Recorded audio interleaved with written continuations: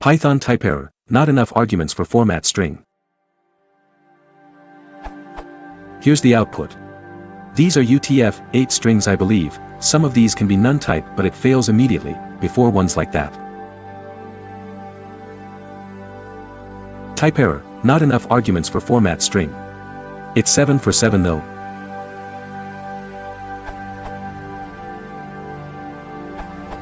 You need to put the format arguments into a tuple, add parentheses. What you currently have is equivalent to the following. Example.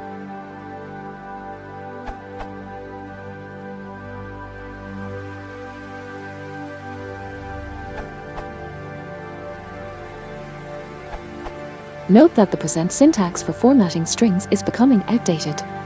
If your version of Python supports it, you should write.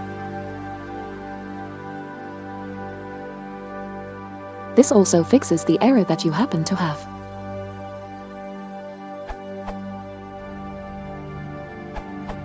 I got the same error when using % as a % character in my format string.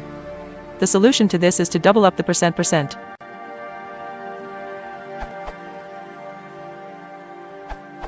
I had the same issue. I was using a row query for a specific reason, and this was to add double quotes in time_format function.